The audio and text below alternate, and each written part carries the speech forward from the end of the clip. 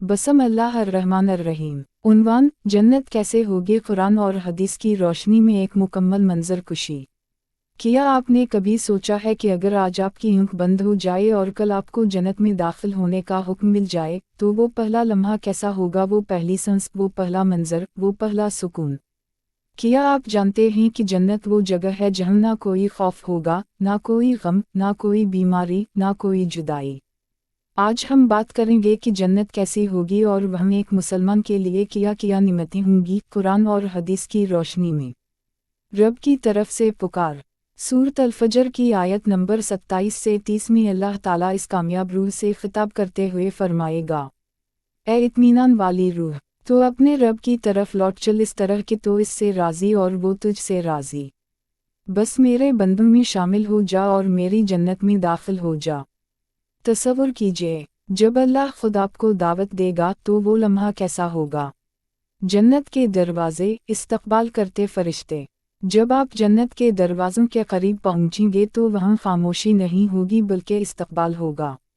सूरत अल-ज़मर की आयत नंबर 73 में अल्लाह नक्शा खींचते हुए फरमाते हैं, और जो लोग अपने रब से डरते थे वो गिरोह दर गिरोह जन्नत की तरफ भेजे जाएंगे, यहाँ तक कि जब वो उसके पास पहुंचेंगे और उसके दरवाजे खोल दे जाएंगे तो वहाँ के निगरान फरिश्ते उनसे कहेंगे, तुम पर सलाम हो, तुम बहुत अच्छे रहे, अब इसमें हमेशा के लिए दाखिल हो जाओ। फरिश्तों का सलाम और हमेशा की ज़िंदगी की खुशखबरी। जब पहला कदम अंदर पड़ेगा तो क्या एहसास होगा। सूरत अल-इंसान की आयत नंबर 13 में अल्लाह फरमाते हैं, वो वहाँ ऊंचे तख्तों पर तकिए लगाए बैठे होंगे, वहाँ ना वो सूरज की तपिश देखेंगे और ना ही सख्त सर्दी। यानी वहाँ का मौसम इतना मुतदिल, इतना प्यारा होगा जिसका तसव्वुर दुनिया में मुमकिन नहीं।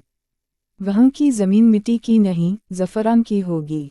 सही तिरमिज़ी की हदीस नंबर 2526 में नबी करीम ने फरमाया, इसकी मिट्टी खालिस कस्तूरी है, इसकी ईंटें सोने और चांदी की हैं। वहाँ के कंकर मोती और याकूत होंगे। आए जन्नत के बागात की सैर करते हैं।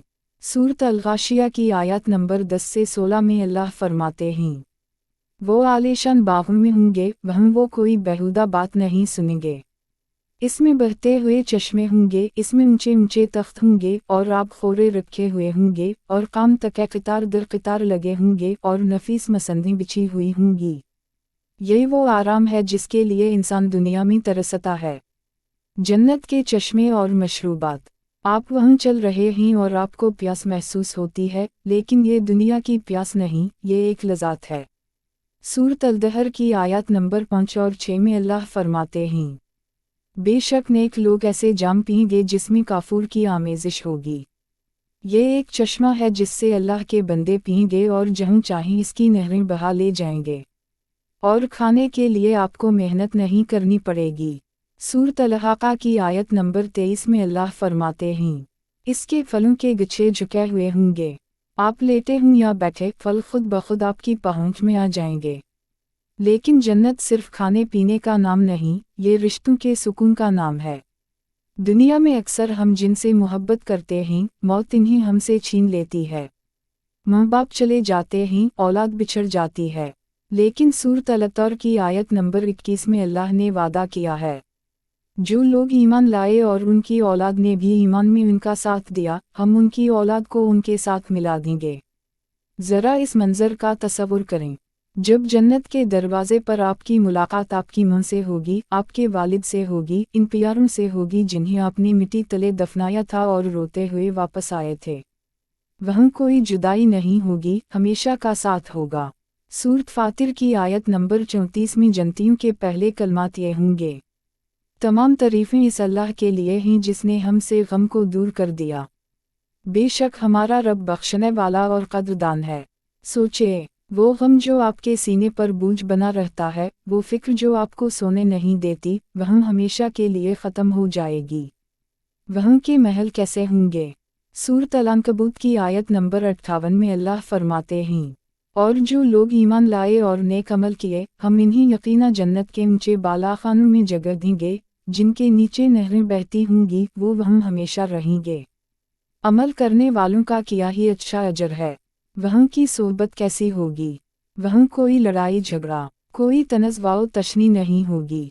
सूरत अल-वाक़िया की आयत नंबर 25 और 26 में ज़िक्र है, वहाँ वो ना कोई बेहुदा बात सुनेंगे और ना गुनाह की बात, बस हर तरफ सलाम ही सलाम की आवाज़ होगी।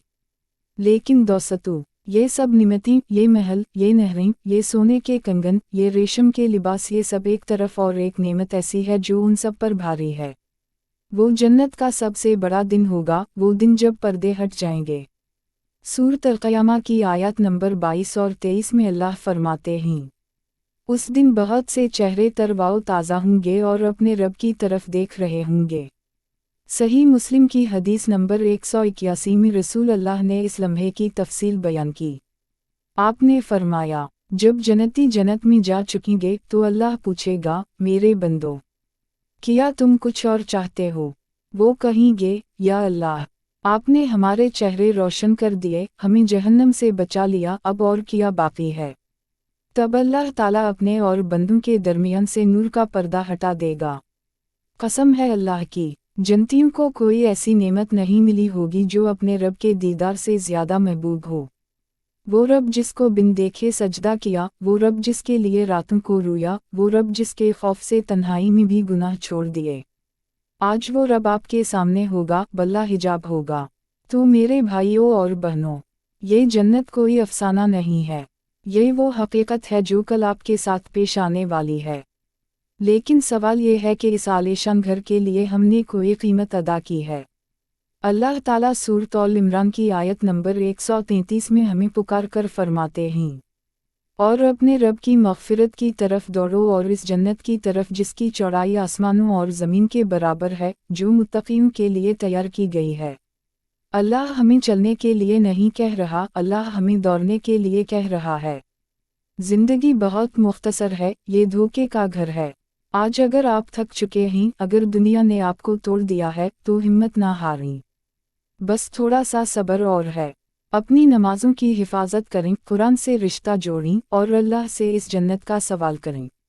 नबी करीम ने सही बुखारी की हदीस नंबर 6500 में फरमाया, दुनिया की मिसाल आखिरत के मुकाबले में ऐसी है जैसे तुम में से कोई अपनी उंगली समंदर में डाले और फिर देखे कि वो कितना पानी लेकर लौटी।